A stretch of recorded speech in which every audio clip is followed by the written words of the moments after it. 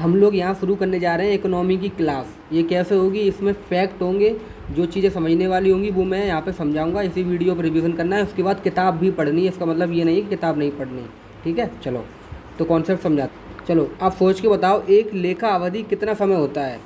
एक लेखा अवधि समय कितना होता है? तो इसका आंसर है, एक लेखा अवधि होता है 1 अप्रैल से 31 मार्च, ठीक है। तो राष्ट्रीय आय एक लेखा अवधि में मापी जाती है, और राष्ट्रीय आय जो मापी जाती है, राष्ट्रीय आय वो मापी जाती है जीडीपी। और इसके जो और सारे फैक्टर हैं, एनडीपी, एनएनपी, इन सब में मापी जाती है। ये राष्ट्रीय आय मापने के तरीके हैं जितने भी हैं, इन सबको विस्तार में समझेंगे अभी, ठीक है। अब उन लोगों के नाम बताओ जिन्होंने राष्ट्रीय आय का अनुमान लगाया था सबसे पहली बार इतिहास में। किन किन लोगों का नाम बताया? दादा भाई नौरोजी को तो पता होगा, बाकी लोगों के नाम बताओ, गैस करो, मैं लिखता हूँ तुरंत। देखो कौन कौन थे। Dadabhai Naoroji, William Digby second, VKRV Rao third, fourth और किसी का नाम याद है? RC देसाई। 4 लोगों के नाम हैं। तो पहला प्रयास किसने किया था? ऑब्वियसली पहला प्रयास पता है, 1868 में किया था दादा भाई नौरोजी ने, राष्ट्रीय आय मापने का, ठीक है। चलो कोई बात नहीं। लेकिन पहली वैज्ञानिक विधि का प्रयोग करके, पहली वैज्ञानिक विधि का प्रयोग करके किसने राष्ट्रीय आय मापने का प्रयास किया था, ये पता है? इसका आंसर है डॉक्टर VKRV राव। कब की थी पहली बार वैज्ञानिक? 1931-32 में, ठीक है। तो ये है सीन। अब मुझे बताओ कि जो राष्ट्रीय आय समिति थी, ये रही राष्ट्रीय आय समिति में कौन कौन सदस्य था? इसके देखो अध्यक्ष कौन थे। तो पहले थे PC महालनोबिस। इसके अलावा कौन था सदस्य इसका? तो देखो ऊपर जो नाम दिए हैं, DR गड़गिल। गड़गिल का नाम है ऊपर, देखते हैं, ठीक है। DR गड़गिल का नाम नहीं है, DR गड़गिल और VKRV राव। VKRV राव, गड़गिल का नहीं है, ये विलियम डिग्बी का है, ठीक है। तो VKRV राव हो गए, DR गड़गिल हो गए, PC मान लो। ये राष्ट्रीय आय के लिए ये सदस्य थे इसके, ठीक है। अब देखो जो GDP है, इसका आकलन कौन करता था पहले? CFO करता था। लेकिन ये करता कैसा था? NSFO।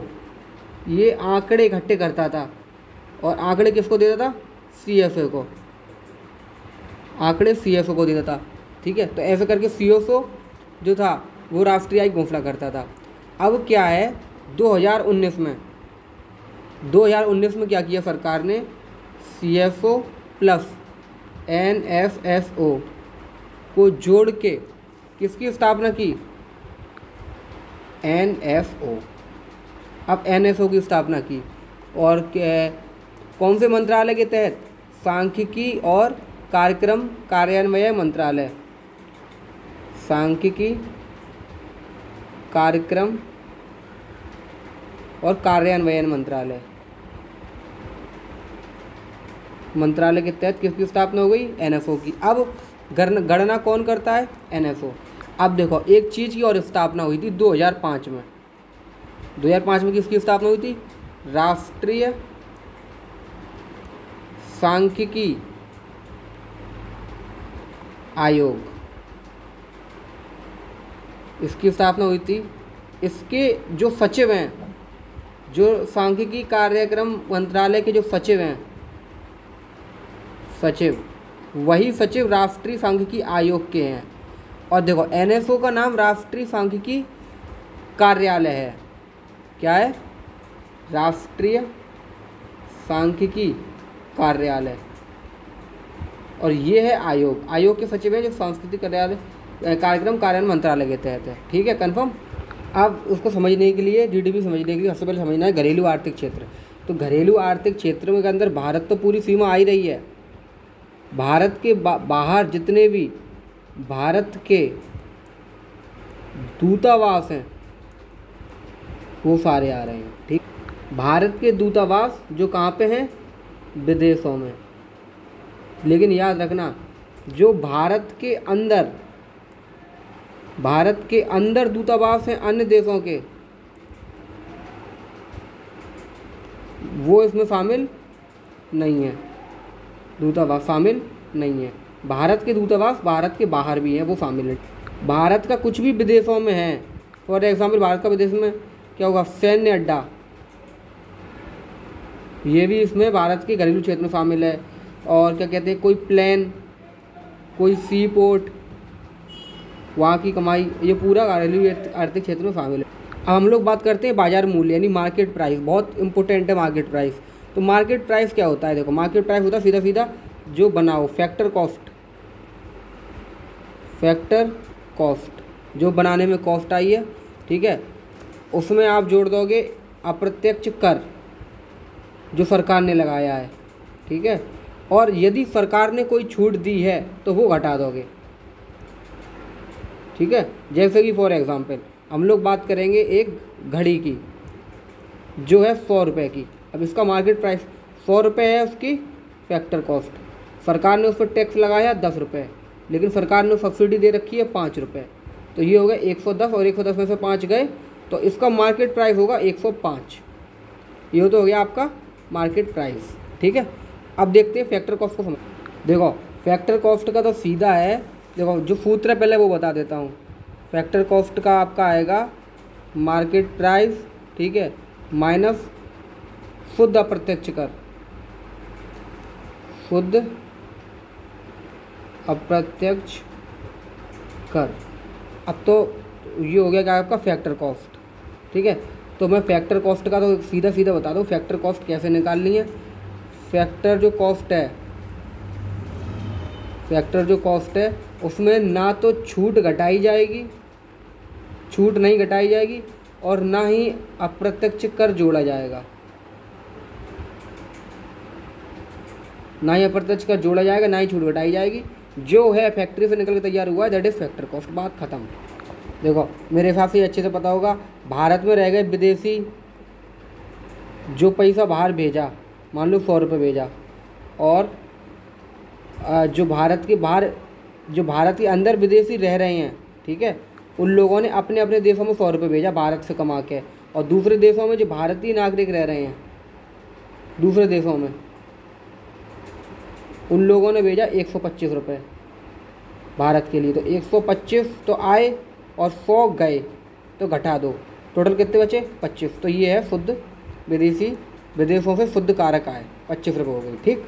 देखो अब मैं बात करूँगा भारत का सामान्य निवासी, मतलब इस पॉइंट पे जोर देना, सामान्य निवासी की बात हो रही है। भारत का सामान्य निवासी कौन हो सकता है ये, ठीक है, तो इस पर बता दें चर्चा। पहला, एक तो जो भारत में रहता हो, ठीक, और दूसरा जिसका आर्थिक हित भारत में निहित हो या यहीं पे केंद्रित हो, ठीक है। चलिए एक काम करते हैं, उदाहरण से समझते हैं कि कौन कौन सामान्य निवासी है और कौन कौन सामान्य निवासी नहीं है। इसमें 2 कैटेगरी आती हैं और दोनों थोड़ी अलग अलग है, कन्फ्यूजन हो सकता है, पहला और दूसरा। तो पहला तो वो जो विदेश में अपने दूतावास हैं, विदेशी दूतावास में भारतीय नागरिक,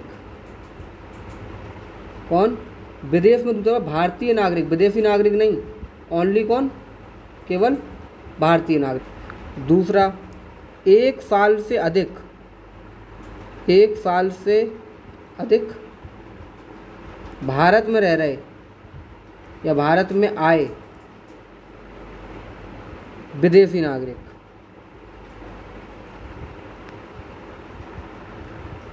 एक साल से अधिक के लिए भारत में आए विदेशी नागरिक सामान्य निवासी हैं, परंतु लेकिन इन जो विदेशी आए हैं 1 वर्ष अधिक के लिए, वो इन कामों के लिए ना आए हों। किन कामों के लिए? एक तो हो गया इलाज और दूसरा हो गया पढ़ाई। अगर कोई विदेशी नागरिक, कोई व्यक्ति इलाज या पढ़ाई के लिए भारत में आया है और 1 वर्ष से अधिक समय के लिए रुक रहा है, तो वो सामान्य निवासी नहीं माना जाएगा, सामान्य निवासी नहीं माना जाएगा, ठीक है। लेकिन विदेशों में, विदेशी दूतावास में भारत में नाम काम कर रहे लोग माने जाएंगे। अब कौन माना जा सकता है? 1 साल से अधिक भारत में आए टूरिस्ट हो सकता है विदेशी, ठीक है, वो सामान्य नागरिक हो जाएगा, 1 साल से अधिक के लिए रुकता है। और भी बहुत सारी कैटेगरी हो सकती है, बहुत सारे रीज़न हो सकते हैं। जो नहीं माना जाएगा उसका बता दिया, ठीक है। एक तो इलाज के लिए आया हो और दूसरा पढ़ाई के लिए आया हो, ठीक है। एक चीज़ इसमें और इसमें और इंक्रीज़ कर लेते हैं। भारत के अंदर जो दूतावास हैं, जैसे पाकिस्तान के दूतावास में पाकिस्तानी जो लोग हैं जो काम कर रहे हैं, यानी पाकिस्तान के हों, इस्लामाबाद, अफ़गानिस्तान के हों, जितने भी दूतावास हैं उसमें जितने भी विदेशी लोग काम कर रहे हैं वो सामान्य निवासी नहीं माने जाएंगे, सामान्य निवासी नहीं हैं। इसके अलावा देखो और बहुत सारी वर्ल्ड ऑर्गेनाइजेशन है, WHO, ठीक है, IMF, ठीक है, बहुत सारी ऑर्गेनाइजेशन है, उनके जो लोग यहाँ रह रहे हैं या कार्यालय में जो काम कर रहे हैं विदेशी, ठीक है, भारत में, वो भी सामान्य नागरिक नहीं है, सामान्य नागरिक नहीं माने जाएंगे, ठीक है। और सीधा सिद्धांत ये उन पर लागू होता था 1 साल से अधिक। जो 1 साल से कम के लिए विदेशी आए हैं, 1 साल से कम के लिए कोई भी हो, वो सामान्य निवासी नहीं है। आई होप ये आपको अच्छे से समझ में आ गया होगा।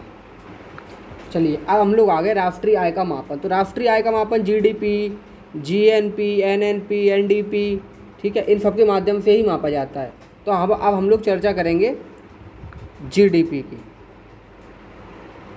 तो GDP तो सीधी बात है, घरेलू आर्थिक क्षेत्र बता दिया, घरेलू आर्थिक क्षेत्र मैंने बताया।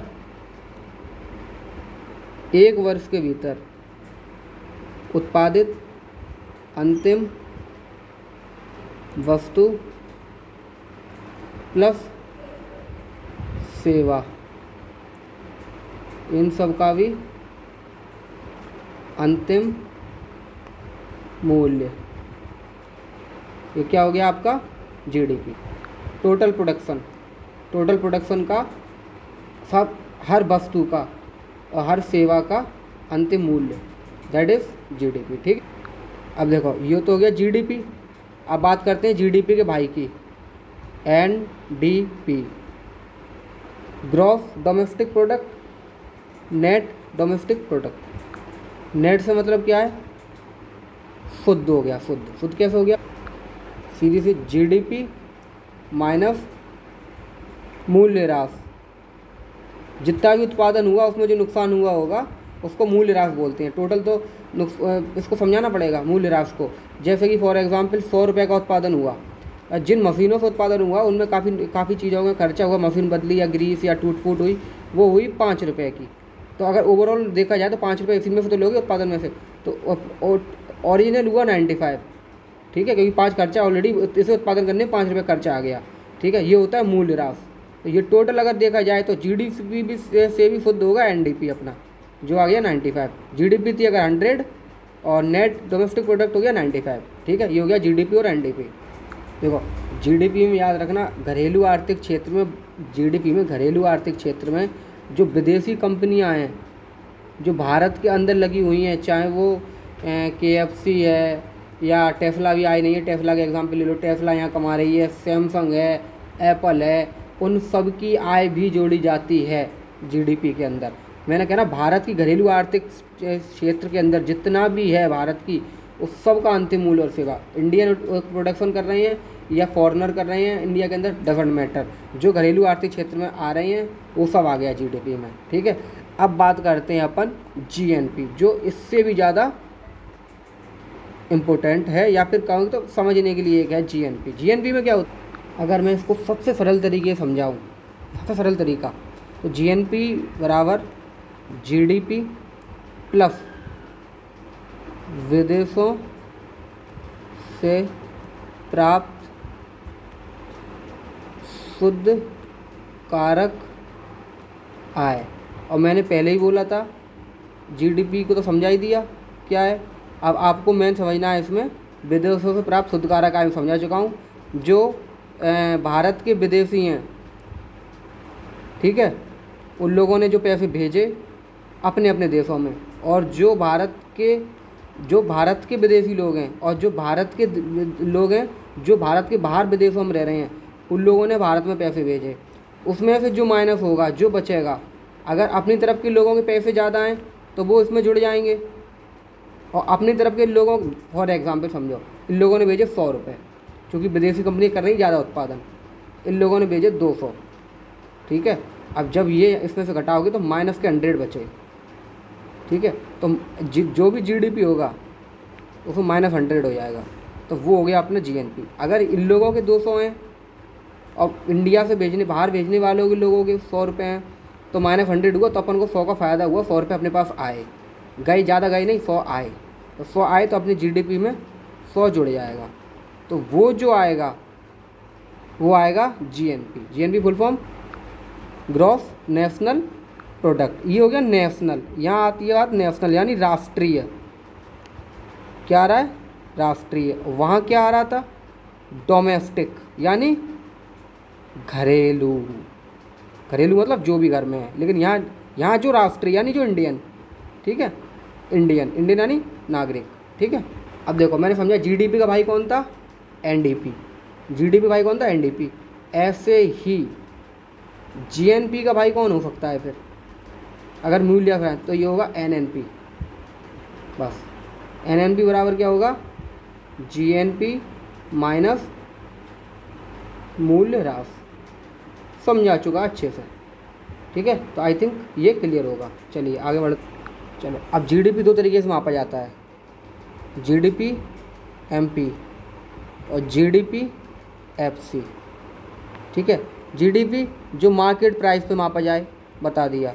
और जीडीपी फैक्टर कॉस्ट यानी जो फैक्टर कॉस्ट पे मापा जाए, कारक लागत पर। अब देखो मार्केट प्राइस वाले में क्या होगा, मैं समझा चुका था, फिर बता देता हूँ।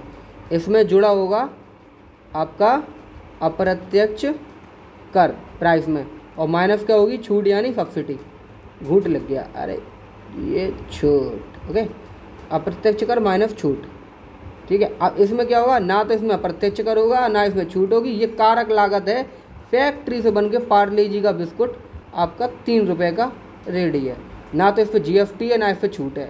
तो जो 3 रुपये का जो पार्ले रेडी है, जो आपको मार्केट प्राइस में आपको मिलेगा 5 का अब, ठीक है। इसमें अप्रत्यक्ष कर जुड़ा हुआ है, छूट घटी हुई है। अगर छूट है, जरूरी नहीं है छूट हो ही, छूट है तो घटी है, नहीं है तो अप्रत्यक्ष कर जुड़ेगा, मार्केट में आ जाएगा बेनिफिट वगैरह काट के। यहाँ कारक लागत पर 3 रुपये पर तैयार हुआ है, तो जो जीडीपी फैक्टर कॉस्ट है वो बिल्कुल जो आपको तैयार हुई है उस पर मापी जाती है, ठीक है। Got it. अब देखो जब जीडीपी मार्केट प्राइस और जीडीपी मार्केट प्राइस और जीडीपी फैक्टर कॉस्ट पे हो सकती है यानी है, तो फिर जीएनपी भी मार्केट प्राइस और फैक्टर कॉस्ट पे हो सकती है। जीएनपी नेशनल वाली जो ही पढ़ाई ऊपर, ठीक है। अगर जब जीएनपी हो सकती है तो फिर एनएनपी भी हो सकती है। एनएनपी यानी बिल्कुल शुद्ध वाली, जीएनपी में घटा के शुद्ध वाली आई थी ना। तो अब यहाँ बात करते हैं एनएनपी। तो जो एनएनपी फैक्टर कॉस्ट पर है भारत की, यही है भारत की राष्ट्रीय आय। वर्तमान में यही राष्ट्रीय आय बोली जाती है। नेट यानी शुद्ध, नेशनल प्रोडक्ट, इंडियन द्वारा, भारतीय द्वारा, ठीक है। क्या इसमें से क्या घटा होगा? विदेशों से प्राप्त शुद्ध कारक आय। तो एनएनपी बिल्कुल रियल डेटा दर्शाएगी कि भारतीयों ने कितना किया है, इसमें कोई भी विदेशी कंपनी शामिल नहीं होगी। एनएनपी फैक्टर कॉस्ट होगी आपकी राष्ट्रीय आय। Got it. अब देखो जीडीपी के 2 टाइप और बचे हैं जिसको आपको समझना पड़ेगा। एक तो है रियल जीडीपी, ठीक है, और एक है नॉमिनल जीडीपी। एक है रियल जीडीपी, एक है नॉमिनल जीडीपी। नॉमिनल को बोलते हैं नाम मात्र, हाँ अलग सही नाम है हिंदी में, हालांकि मैं हिंदी में ही पढ़ा रहा हूँ, लेकिन नॉमिनल देखो कितना सही लगता है पढ़ने में। नाम मात्र के आदमी हैं, जैसे राष्ट्रपति नाम मात्र का भारत का प्रमुख है, करता सब काम है पीएम, ठीक है। चलो इसको रियल जीडीपी को समझते हैं अपन अच्छे से, ठीक है, समझना मज़ा आए। देखो आप लोगों को अच्छे से पता है कि एक होता है बेस ईयर, जैसे कि फॉर एग्ज़ाम्पल महंगाई बढ़ गई, लोग और कहते हैं ना महंगाई कितनी इंक्रीज़ हो गई। तो अगर मान लो 50 रुपये केजी, 50 रुपये केजी आपको मिल रहा है अभी फॉर एग्ज़ाम्पल टमाटर, ठीक है। तो आदमी कैसे किस हिसाब से कहेगा महंगाई बढ़ गई, किसी से तुलना करेगा ना कि कल 40 रुपये था या 30 रुपये था, आज 50 हो गया, इसका मतलब महंगा हो गया। ऐसे ही बेस ईयर होता है जिसके आधार पे चीज़ें मापी जाती हैं। अब यहाँ कल परसों के हिसाब से नहीं मापेंगे, आम जन में कल परसों के हिसाब से लगाएंगे, यहाँ होता है बेस ईयर के हिसाब से चीज़ें मापी जाती हैं। तो जो रियल जीडीपी है ये मापी जाती है बेस ईयर के आधार पे। भारत ने एक बेस ईयर डिसाइड किया है, वो बेस ईयर अभी चल रहा है 2011-12। तो 2017-18 के लिए कहा है कि 17-18 को बेस ईयर बनाया जाएगा, लेकिन नॉट येट, अभी तक बेस ईयर 17-18 को नहीं बनाया माना गया है। तो फिलहाल मैं इसको समझाता हूँ। 2011-12 में जितने रुपए पे 50 रुपये किलो टमाटर मिलते थे या 40 रुपये केजी टमाटर मिलते थे, आज 2025 में 50 रुपये हैं। तो 2025 की जीडीपी की तुलना आपकी कब से करी जाएगी? आपकी करी जाएगी 2011-12 से। तब उससे समझ में आएगा कि मुद्रास्फीति यानी इन्फ्लेशन इंक्रीज़ है कि डिक्रीज़ है, कि सामान्य चल रहा है, किस हिसाब से चल रहा है, ठीक है। आएगा समझ में। तो जो रियल जीडीपी है इसमें अगर टेक्निकल लैंग्वेज में बात करें, इकोनॉमिकल लैंग्वेज में बात करें तो ये आपका होगा रियल जीडीपी में मुद्रास्फीति,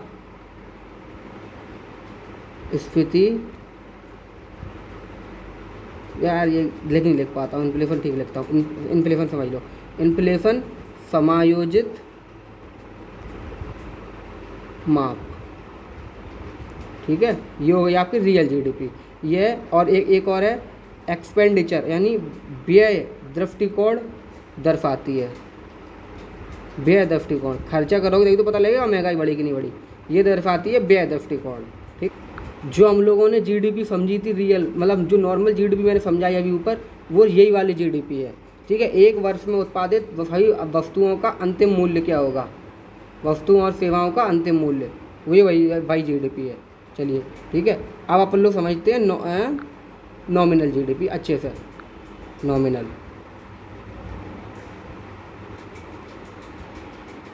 ठीक है। तो देखो जो नॉमिनल जीडीपी है ये होती है, इसको मौद्रिक जीडीपी भी बोलते हैं, इसको छोटे की मात्रा लगी, इसको बोलते हैं मौद्रिक जीडीपी भी बोलते हैं, इसको मौद्रिक जीडीपी बोलते हैं। और ये वर्तमान चालू कीमतों पर है, ये टेक्निकल लैंग्वेज है कि यही वाली लैंग्वेज आती है, चालू कीमतों पर मापी जाती है, चालू कीमतों पर मापी जाती है नॉमिनल जीडीपी, ठीक है। इसको थोड़ा और अच्छे समझो। देखो एक वित्तीय वर्ष के दौरान भारत में उत्पादित, ठीक है, सभी वस्तु सेवा का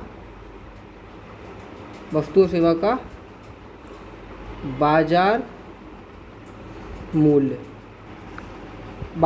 हो गया, ठीक है। चलो अब एक चीज़ और है, देखो इसको और अच्छे समझो। देखो इधर आ गई आपकी रियल जीडीपी, ठीक है, इधर आ गई आपकी नॉमिनल जीडीपी, ठीक है। देखो इसमें अगर बदलाव होगा रियल जीडीपी में तो ये उत्पादन में परिवर्तन का संकेत देती है, उत्पादन में परिवर्तन हो रहा है इसका संकेत दे रही है। अगर मूल्यों में उतार चढ़ाव डाउन होती है या इंक्रीज होती है। लेकिन अगर नॉमिनल जीडीपी डाउन या इंक्रीज होती है तो ज़रूरी नहीं है कि उत्पादन में परिवर्तन हुआ या नहीं हुआ। कैसे मान लो टैक्स लगा दिया ज़्यादा तो उत्पादन में तो परिवर्तन नहीं हुआ, लेकिन नॉमिनल जीडीपी तो बढ़ गई, क्योंकि वस्तु तो महंगी हो जाएगी ना, महंगी हो जाएगी बाजार मूल्य पे ऐसी। और मतलब कोई चीज़ बढ़ गई, जैसे कि फॉर एग्जांपल तेल विदेशों से आयात होता है, तेल बढ़ गया मतलब परिवहन का खर्चा बढ़ गया, और जब परिवहन का खर्चा बढ़ेगा तो जो माल इधर से उधर ट्रांसपोर्ट होगा उसकी प्राइस भी बढ़ जाएगी, तो फिर नॉमिनल जीडीपी बढ़ जाएगी। लेकिन जब नॉमिनल जीडीपी बढ़ जाएगी तो उत्पादन में तो परिवर्तन नहीं हुआ, लेकिन कीमतों में तो परिवर्तन हो गया।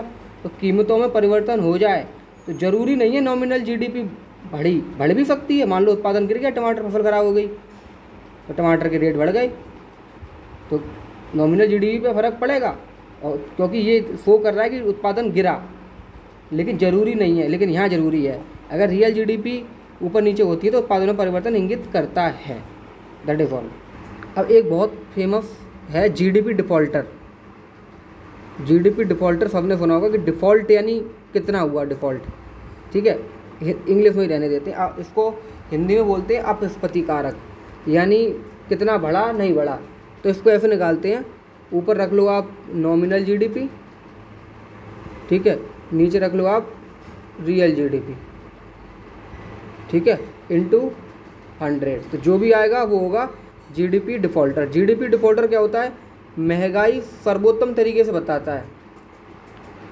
यानी अगर टेक्निकल लैंग्वेज में बात करें तो ये मुद्रास्फीति का सर्वश्रेष्ठ संकेतक है जीडीपी डिफ़ॉल्टर। ये चीज़ याद रखना प्री के लिए, ओके। अब एक और होती है जीडीपी। भाई जीडीपी बहुत है। जीडीपी होती है पोटेंशियल जीडीपी। पोटेंशियल जीडीपी होती है कि भारत क्षेत्र के अंदर भारत की सारी चीज़ें, श्रम, पूंजी और प्रौद्योगिकी, भारत देश श्रम, पूंजी, प्रौद्योगिकी, यानी जितना आपके पास श्रम है, जितनी पूंजी, इतनी प्रौद्योगिकी का 100% उपयोग करने के बाद जो उत्पादन होगा या जो उत्पादन होना चाहिए क्षमताओं का, वो कहते हैं पोटेंशियल जीडीपी, यानी संभावित। भारत की संभावित जीडीपी कितनी है? 6 से नहीं, वर्ल्ड बैंक के अनुसार 7 से 8% संभावित जीडीपी। ये संभावित क्यों है? क्योंकि मतलब ये अनुमान लगाया है ना कि ये पूरी तरीके से श्रम और पूंजी और प्रौद्योगिकी का उपयोग हो रहा है। अब पूरी एफिशिएंसी से तो कोई भी काम करना मतलब बहुत ही मुश्किल है। 100% भी करना चाहोगे तब वो 90-95 ही हो पाता है। ये बेस्ट है। तो वर्तमान का जितना भी चल रहा है वो पोटेंशियल जीडीपी से, वास्तविक जीडीपी यानी रियल जीडीपी है वो पोटेंशियल जीडीपी से डाउन ही रहती है, कम ही रहती है, ठीक है। इसमें एक चीज़ याद रखना, जो बजट तैयार करते हैं, बजट तैयार करते समय नॉमिनल जीडीपी का ध्यान रखा जाता है। किसका रखा जाता है? बजट तैयार करते समय नॉमिनल जीडीपी देखी जाती है, ठीक है। ये प्री का क्वेश्चन था। चलो, जीडीपी गणना की विधियाँ, ठीक है, देखो 3 है। पहली है उत्पाद विधि, दूसरी है आपकी आय विधि, और तीसरी आपकी व्यय विधि। इसको बहुत सरल तरीके से समझेंगे, बहुत जल्दी कभी नहीं भूलोगे। उत्पाद विधि मतलब जितना भी प्रोडक्शन हुआ है टोटल देश में, किसका? वस्तु और सेवाओं का, उसका अंतिम मूल्य को जोड़ेंगे कुल उत्पादन का अंतिम मूल्य, अंतिम मूल्य। व्यय मत आय विधि, जितनी भी आय हुई है जीडीपी को उत्पादन करने में, भारत में जितने भी काम हो रहा है, जीडीपी में जितना ही प्रोडक्शन और सेवा दी जा रही हैं, उन लोगों को जितनी आय हुई है कुल उत्पादन में से जितनी भी आय हुई है, जितना भी उन लोगों ने कमाया है, वो आ गया आपका आय विधि। अब देखो, जितना भी कुल उत्पादन हुआ है व्यय विधि में, जितना भी उत्पादन हुआ है उसमें से कितना खर्चा किया है, वो आ गई आपकी व्यय विधि, ठीक है। आय विधि को थोड़ा सा एक्सप्लेन करते हैं। आय विधि में क्या क्या ऐड है? आय विधि के भी 3 पार्ट हो गए आपके, ठीक है। एक तो हो गई कर्मचारी, ठीक है, दूसरा हो गया प्रचलन अधिशेष, ठीक है, और तीसरा हो गया आपका स्वरोजगार। हिंदी हमेशा गलत ही लिख जाते हैं, स्वरोजगार, हाँ, ठीक है। अब देखो कर्मचारी हैं जो, क्या क्या इसमें? मजदूरी शामिल होगी, वेतन शामिल होगा, ठीक है, सामाजिक सुरक्षा शामिल होगी, ठीक है, और क्या होगा? और छोटी मोटी चीज़ें, महंगाई भत्ते वगैरह, मान लो महंगाई जो है, भाई आप लोग आवाज़ सुन लेना, महंगाई भत्ते हो गए इसमें, ये सब सामान शामिल है। अब देखो इसमें किराया हो गया, ठीक है, और ब्याज हो गया, ठीक है, निगम कर हो गया, लाभांश हो गया, ये सब आ गया आपका इस प्रचलन अधिशेष। स्वरोजगार में आपका क्या आएगा? स्वरोजगार में चिकित्सा और कानूनी, चिकित्सा प्लस कानूनी सेवा से आय। भाई चिकित्सा कोई तुम्हें डॉक्टर ठीक करेगा, कमाएगा ना पैसा, रिपोर्ट करोगे और रिपोर्ट चेक कराओगे वॉट और यहाँ पे वकील वगैरह करोगे, तो जितना भी होगा उसमें वो आपका आ गया इसमें। इसमें क्या कहते हैं देखो, और भी लोग आते हैं इसमें। देखो चिकित्सा हो गया, कानून हो गया, और एग्रीकल्चर के जो सेक्टर हो गए उसमें से जितने भी लोग कमाएंगे, ठीक है, एग्रीकल्चर के सेक्टर के हो गए, और इतनी सारी चीज़ें मान लो कि हाँ ये सारी चीज़ें हैं टोटल कुल मिला के ये है। अब एक चीज़ और है कि अगर देखा जाए तो जो 3 विधि बताई मैंने, उत्पाद विधि और ये, इनमें बहुत डिटेल में तो नहीं जाना है, फ्री के हिसाब से इतना इनफ है। अब एक चीज़, आप कितनी भी यूट्यूब पे वीडियो देख लेना, मैं गारंटी दे रहा हूँ ये कोई नहीं पढ़ाता, इतना डिटेल कोई नहीं जाता, लेकिन डिटेल में जाना पड़ेगा यूपीएससी निकालना है तो। उत्पाद विधि में किन किन चीज़ों को शामिल नहीं किया जाता, अगर मैं सही बता रहा हूँ, रटने बैठोगे ना, अलग से बताता हूँ। देखो उत्पाद विधि में किन किन चीज़ों को शामिल नहीं किया जाता, किताब में देखोगे तो बहुत लिखा है, रटने बैठोगे नहीं रट पाओगे किसी भी कीमत पे। तो इसको समझना है, जिन चीज़ों का उत्पादन हुआ केवल वही चीज़ें जोड़ रहे हैं, ठीक है। तो फिर क्या क्या रह जाता है, तो अभी बता देता हूँ। देखो एग्जाम्पल से, देखो तस्करी का उत्पादन किया क्या? नहीं। पुरानी वस्तु, अब जब कोई पुरानी वस्तु है तो उसका कभी ना कभी तो उत्पादन हुआ होगा 10 साल पहले, 10 साल पहले तो वो जुड़ चुकी होगी जीडीपी में, तो अभी क्यों जोड़ेंगे जब उत्पादन ही नहीं हुआ? पुरानी वस्तु भी नहीं जुड़ेगी, ठीक है। मध्यवर्ती वस्तु, भाई मध्यवर्ती वस्तु को जोड़ लेंगे, ठीक है, जब बीच में थी, और फिर उसको दोबारा जोड़ लेंगे, अब दोबारा डबल गणना नहीं हो जाएगी तो गड़बड़ हो जाएगा, मध्यवर्ती वस्तु वैसे भी नहीं जोड़ते, तो मध्यवर्ती वस्तु भी नहीं जोड़ेगी इसमें। और उपहार, दान, इसको भी नहीं जोड़ते, उत्पादन नहीं हुआ ना उपहार और दान में, इसको भी नहीं जोड़ते। और एक सबसे इम्पोर्टेंट चीज़ है पूंजीगत लाभ, पूंजीगत लाभ को भी उत्पाद विधि में नहीं जोड़ा जाता, ध्यान रख, ठीक है। अब बात करते हैं अपन आय विधि। आय विधि में किस किस को नहीं जोड़ा जाता? सबसे इम्पोर्टेंट शेयर, बॉन्ड और गवर्नमेंट जी-सेक्ट से लाभ या आय को आय विधि में नहीं, क्योंकि ये जो आय विधि निकाली जा रही है वो निकाली तो जा रही है टोटल प्रोडक्शन से ही तो निकाली जा रही है। तो टोटल प्रोडक्शन, ये तो प्रोडक्शन से तो आय हो नहीं रही, शेयर और गवर्नमेंट सिक्योरिटी नहीं हो रही ना आय, वही है, इसलिए शेयर बॉन्ड इसमें आय में नहीं आएगा, ठीक है। मृत्यु का शुल्क नहीं आएगा, हालांकि मुझे नहीं लगता कि इतना पूछा जाएगा। अंतरण प्राप्तियां नहीं आएगा, लेकिन इसमें एक चीज़ आएगी जो अपने इसमें नहीं आई थी, पुरानी वस्तु।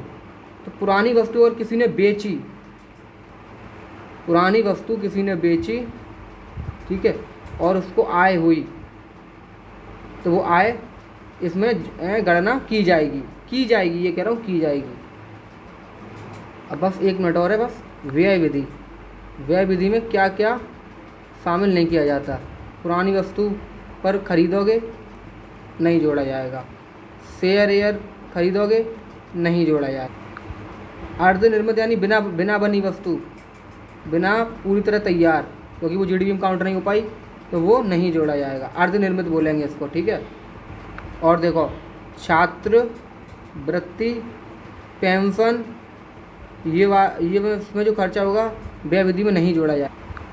देखो क्या क्या जोड़ा जाएगा ये भी देख लो एक बार। एफडीआई जोड़ा जाएगा, सरकारी सेवा जोड़ी जाएगी, पूंजीगत व्यय जोड़ा जाए, और वस्तु सेवा की सरकारी खरीद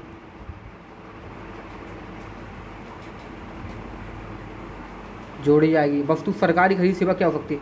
नेशनल पार्क घूमने गए और नेशनल पार्क की टिकट ली, ठीक है, तो आपने अपना पैसा खर्च किया, तो ये जीडीपी के अंदर जो व्यय विधि है उसके अंदर आपकी गणना इस पैसे की जाएगी। सरकारी वस्तु या सरकारी सेवा आपने ली, ये वाली, बस अब कुछ नहीं है। अब केवल एक चीज़ है, जीडीपी नहीं सॉरी, जीबीए क्या होता है, बड़ा कन्फ्यूजन है। जीबीए कुछ नहीं है, जीडीपी में से बस अप्रत्यक्ष कर घटा दो, जीडीपी में से अप्रत्यक्ष कर घटा दो, आपका आ गया जीबीए, दैट इज़ ऑल। तो ये था पार्ट 1।